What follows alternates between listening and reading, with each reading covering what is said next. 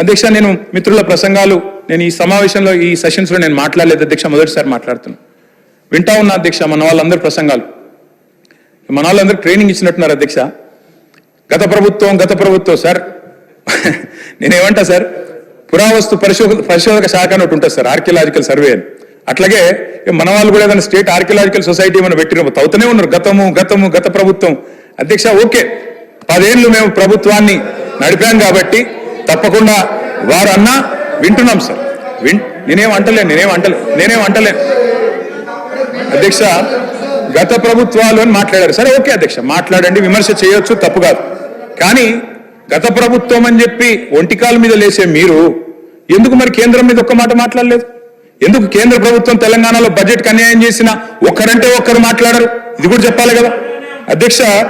వాస్తవం ఏంది అంటే, కేంద్ర ప్రభుత్వం బడ్జెట్లో అధ్యక్ష పైన కర్ణాటకలోనేమో అప్పర్ భద్ర అనే ప్రాజెక్టుకు జాతీయ హోదా ఇస్తుంది అధ్యక్ష, కింద పోలవరం ఆంధ్రప్రదేశ్కి, పక్కన మధ్యప్రదేశ్లో కెన్ బెత్వా ప్రాజెక్టు జాతీయ హోదా.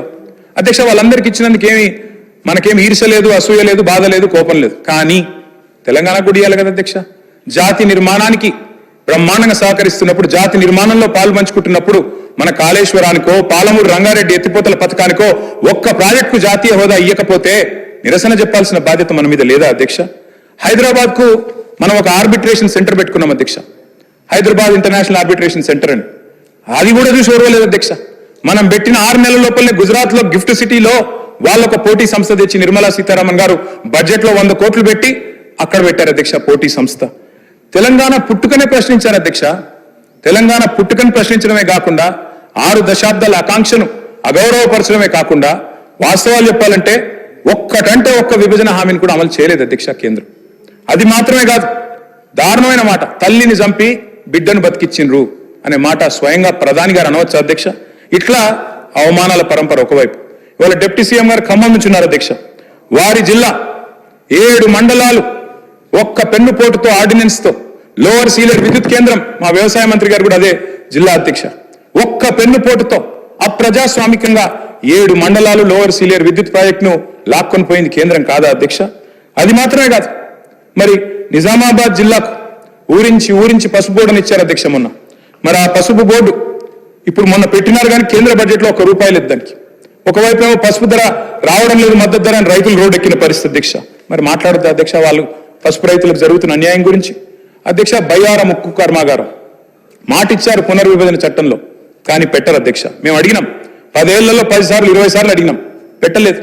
ఈసారి కూడా మరి మీరు వచ్చిన తర్వాత కూడా మీరు కూడా కలిసినా వారు సహకరిస్తలేరు అధ్యక్ష. ఇక్కడ బయ్యారం గురించి ఒక మాట చెప్పాలి అధ్యక్ష. ఒక కేంద్ర మంత్రి గారు మాట్లాడతారు అధ్యక్ష, నేను వారి పేరు తీసుకొని బాగుండదు, మాట్లాడుకుంటూ అంటారు ఆయన, బయ్యారంలో అక్కడ ఐరన్ ఓర్ క్వాలిటీ లేదు పెట్టలేమంటారు అధ్యక్ష.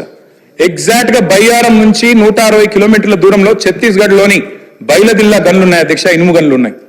ఇవాళ బైలదిల్లాలోని ఇనుము గన్ల నుంచి 550 కిలోమీటర్ల దూరం అవతల ఉండే వైజాగ్ స్టీల్ ప్లాంట్ కి అక్కడికి వెళ్ళి ఇనుము పోతుంది సార్. అట్లే ఈ రోజు నేషనల్ హైవే వేస్తున్నారు, అక్కడ నుంచి ముంద్రా పోర్టు తీసుకుపోతారట గుజరాత్ కి, 1800 కిలోమీటర్ల అవతలకి, ఏది బైలదిల్లాకి వెళ్ళి తీసుకుపోతారట.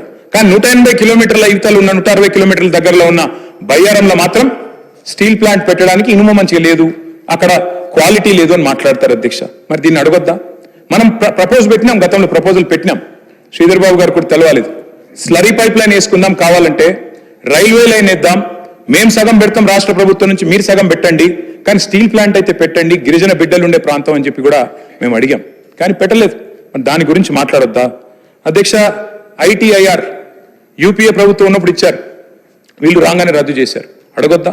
ITIR టార్గెట్లు మనం దాటినాం ఆల్రెడీ. శ్రీధర్ బాబు గారు 2041లో ఏ టార్గెట్స్ అయితే ITIR లో రీచ్ అవ్వాలనుకున్నామో మనం 2022లోనే రీచ్ అయిపోయినాం, దాటినాం. దట్ ఈస్ తెలంగాణ, సొంతంగానే సాధించుకున్నాం. కానీ అడగాలి కదా, అడగకపోతే అమ్మ కూడా పెట్టదు కదా. కేంద్ర ప్రభుత్వం 48,21,000 కోట్ల బడ్జెట్ పెడితే అందులో మనకు ఒక్క ప్రత్యేక పథకం రాకపోతే, మనకు శటగోపం పెడితే మాట్లాడకపోతే ఎట్లా అధ్యక్ష? ఒక్కటంటే ఒక్క ఇండస్ట్రియల్ కారిడార్ ఇవ్వలే. హైదరాబాద్ నాగ్పూర్ కానీ, హైదరాబాద్ బాంబే కానీ, హైదరాబాద్ బెంగళూరు కానీ, హైదరాబాద్ చెన్నై కానీ, హైదరాబాద్ విజయవాడ కానీ ఒకటి రాలే. భారతదేశానికి స్వాతంత్రం వచ్చిన తర్వాత మొదటిసారి అధ్యక్ష చేనేత మీద GST వేసిన ప్రభుత్వం కేంద్ర ప్రభుత్వం. మరి అడగొద్దాం మనం చేనేతల గురించి? ఒక్క మెగా పవర్ లూమ్ క్లస్టర్ ఇవ్వలేదు. కేంద్ర మంత్రి ఉన్నారు ఇవాళ మా కరీంనగర్ పార్లమెంట్ నుంచి. కానీ సిరిసిల్ల లాంటి పవర్ లూమ్ క్లస్టర్ కి ఒకటి ఇవ్వమని చెప్పి 10 ఏళ్ల నుంచి అడిగినా ఇప్పటి వరకు కూడా కనీసం కన్సిడర్ చేయట్లేదు అధ్యక్ష. అట్లే కొత్త హ్యాండ్లూమ్ క్లస్టర్లు రావు. ఇన్స్టిట్యూట్స్ అధ్యక్ష, కొత్త ఎడ్యుకేషన్ ఇన్స్టిట్యూట్స్ మా సబితా గారు విద్యాశాఖ మంత్రిగా ఉన్నప్పుడు ఒక్కసారి కాదు 20 సార్లు పోయాం అధ్యక్ష. ఒక ఐఐఎం ఇవ్వండి, ఇండియన్ ఇన్స్టిట్యూట్ ఆఫ్ మేనేజ్మెంట్. ఒక నేషనల్ ఇన్స్టిట్యూట్ ఆఫ్ డిజైన్ ఆనాడు ఉమ్మడి ఆంధ్రప్రదేశ్లో ఉండేది, అది పోయింది, మాకు ఇవ్వండి అని అడిగినాం. ఐసర్ ఇవ్వమని అడిగాం. అదే మాదిరిగా IIIT ఇవ్వండి, కరీంనగర్లో ఆల్మోస్ట్ అయిపోయిండే, ఇవ్వమని అడిగినాం. కానీ ఒక్కటి కూడా శాంక్షన్ చేయలే. ఉన్నత విద్యా స్థానాలు, ఉన్నత విద్యా కేంద్రాలు కాదు అధ్యక్ష, చివరికి కొత్త జిల్లాలు పెట్టుకుంటే చట్టం ప్రకారం నవోదయ పాఠశాలలు ఇవ్వాలి, అది కూడా ఇవ్వలేదు అధ్యక్ష. ఒక్క మెడికల్ కాలేజ్, భారతదేశంలో 157 మెడికల్ కాలేజీలు మంజూరు చేస్తే తెలంగాణకు మాత్రం ఒక్క మెడికల్ కాలేజ్ కూడా ఇవ్వలేదు. మరి ఇవన్నీ అడగొద్దా అధ్యక్ష? అది మాత్రమే కాదు అధ్యక్ష, ఒక్క సైనిక్ స్కూల్ కూడా ఇప్పటి వరకు ఏర్పాటు చేయలేదు అధ్యక్ష. ఒకవైపేమో మరి మన పన్నులు తీసుకుంటారు, ఇంకోవైపేమో వచ్చి మనని ఈ రకంగా అవమానించే పరిస్థితి. మెహర్బానీ చేసినట్టు మళ్ళీ మీదికెళ్ళి వచ్చి హమ్ ఏ దియే ఓ దియే అంటే అడగకపోతే ఎట్లా అధ్యక్ష? అధ్యక్ష, నేను ఒక మాట ఈ కేంద్ర బడ్జెట్ చూసిన తర్వాత ఒకటి అనిపించింది అధ్యక్ష. వైజాగ్ స్టీల్ ప్లాంట్ కోసం, వైజాగ్ స్టీల్ ప్లాంట్ని తిరిగి మరి దాన్ని ఒక ప్రేరణ ఇవ్వడానికి, ఒక ఉద్దీపన ఇవ్వడానికి, ఒక ఫైనాన్షియల్ స్టిమ్యులస్ ఇవ్వడానికి 11,500 కోట్ల రూపాయల ప్యాకేజ్ పెట్టారు అధ్యక్ష. సంతోషం. వైజాగ్ స్టీల్ ప్లాంట్ విషయంలో మాకేం అభ్యంతరం లేదు అధ్యక్ష, వారు మన సోదరులే, తప్పకుండా వారు కూడా బాగుండాలని కోరుకుంటాం. స్టీల్ ప్లాంట్ వాళ్ళు సమ్మె చేస్తున్నప్పుడు కూడా మేము కూడా అడిగినాం, తప్పకుండా వారికి సహకరించని అడిగినాం. విశాఖ ఉక్కును అమ్మొద్దన్నాం, ప్రైవేటైజ్ చేయొద్దన్నాం. కానీ వారికేమో 11,500 కోట్ల ప్యాకేజ్ ఇచ్చారు అధ్యక్ష. సంతోషం, ఇబ్బంది ఏం లేదు. అదే మరి ఆదిలాబాద్ లో అమిత్ షా గారు స్వయంగా వచ్చి చెప్పారు అధ్యక్ష. అమిత్ షా గారు ఎన్నికల ప్రచారంలో చెప్పారు, CCIని తిరిగి తెరిపిస్తాం, సిమెంట్ కార్పొరేషన్ ఆఫ్ ఇండియా. మరి దానికి ₹1 పెట్టకపోతే అడగొద్దా అధ్యక్ష? ఆదిలాబాద్ లో CCIనేమో తుక్కు కింద అమ్మేస్తారంట, బయ్యారం ఉక్కు మాత్రం ఉక్కు కాదంట. కానీ వైజాగ్ లో ఈ రోజు వాళ్లకు అక్కడ పార్లమెంట్ సీట్ల మీద ఆధారపడి ఉన్నారు కాబట్టి అక్కడ మాత్రం 11,500 కోట్లు ఇస్తే దాని గురించి మనం మాట్లాడకపోతే మన బడ్జెట్ లో తప్పు అవుతుంది కదా అధ్యక్ష. అధ్యక్ష, సింగరేణి స్వయంగా డిప్యూటీ సీఎం గారే చూస్తున్నారు ఇప్పుడు, ఎనర్జీ డిపార్ట్మెంట్. సింగరేణి అధ్యక్ష, మనం అడిగినాం, గతంలో కేసీఆర్ గారి ప్రభుత్వం అడిగింది, మీరు దయచేసి నామినేషన్ మీద బొగ్గు గన్లు ఇవ్వండి సింగరేణికి. ఎట్లా అయితే మీరు గుజరాత్ మినరల్ డెవలప్మెంట్ కార్పొరేషన్కి ఇచ్చినారో నామినేషన్ మీద, అట్లే మాకు కూడా ఇవ్వండి అని అడిగినాం. కానీ ఇవ్వరు అధ్యక్ష. గుజరాత్కు ఒక న్యాయం, తెలంగాణకు ఇంకో న్యాయం అన్నట్టుగా ఇవ్వడం లేదు అధ్యక్ష. చివరికి అధ్యక్ష, మనం కనుక పట్టించుకోకపోతే సరే, మనం సింగరేణిలో 51% మనం, 49 వాళ్ళు, కానీ భవిష్యత్తులో డిజిన్వెస్ట్మెంట్ ప్రపోజల్ పెట్టినా ఆశ్చర్యం లేదు అధ్యక్ష. అదే మాదిరిగా అధ్యక్ష, నీతి ఆయోగ్ సిఫారసు చేసింది, మిషన్ కాకతీయ, మిషన్ భగీరథ మంచి పథకాలు 24,000 కోట్లు కేటాయించండి అని కేంద్ర ప్రభుత్వానికి సిఫారసు చేస్తే 24 పైసలు ఇవ్వలేదు అధ్యక్ష. అందుకే అంటున్నాం, మరి అడగాల్సింది అడగాలి. మా వాళ్ళు బీజేపీ మిత్రులు, ఎమ్మెల్యేలు, ఎంపీలు బ్రహ్మాండంగా నిజామాబాద్లో, ఆదిలాబాద్లో గెలిచినారు అధ్యక్ష. దుబాయ్ పోయి ప్రచారం చేసినారు, అక్కడ గల్ఫ్ కార్మికులు, వలస కార్మికులు ఉంటే అక్కడ కూడా పోయినారు. మీకేదో చేస్తామన్నారు, గల్ఫ్ వాళ్ళని చూసుకుంటాం, పెద్దపీట చేస్తాం, బాగా చేస్తామన్నారు అధ్యక్ష. మరి ₹1 పెట్టలేదు కదా అధ్యక్ష గల్ఫ్ కార్మికుల కోసం. మాట్లాడొద్దా? జహీరాబాద్ నిమ్స్ కి మొండి చేయి, హైదరాబాద్ మెట్రోకు మొండి చేయి, వెనుకబడిన జిల్లాల నిధుల విషయంలో నిర్లక్ష్యం, విద్యుత్ బకాయిలు ఏవైతే ఆంధ్ర నుంచి రావాలనో వాటి విషయంలో మాట్లాడరు. మరి ఇవన్నీ ఇప్పించాల్సిన బాధ్యత కేంద్రం మీద లేదా? అడగాల్సిన బాధ్యత మన మీద లేదా? 2 మంత్రులు ఉన్నారు అధ్యక్ష కేంద్రంలో, మన రాష్ట్రం నుంచి. ఒకరేమో సహాయ మంత్రి, ఇంకొకరేమో అసహాయ మంత్రి. ఇద్దరు కూడా పట్టించుకోరు, మాట్లాడరు అధ్యక్ష. తెలంగాణకు అన్యాయం జరుగుతున్నా వారు మాత్రం నోరు మెదపరు అధ్యక్ష. తెలంగాణలో ఇంత పెద్ద డిఫెన్స్ ఈకోసిస్టమ్ ఉంది, కానీ ఒక్కరంటే ఒక్కరు కేంద్ర మంత్రులు మాట్లాడరు. మన డిఫెన్స్ కారిడారు బుందేల్ఖండ్కి తరలిపోతే ఇక్కడ ఇంత పెద్ద ఈకోసిస్టమ్ ఉండి ఇన్ని వేల కోట్ల ఎక్స్పోర్ట్స్ ఇక్కడ నుంచి అవుతుంటే, తెలంగాణ ఏరోస్పేస్ రంగం, డిఫెన్స్ రంగం జాతీయ స్థాయిలో అవార్డులు సంపాదిస్తుంటే ఈ రోజు బుందేల్ఖండ్కి వెళ్ళిపోతుంది అధ్యక్ష, మాట్లాడరు.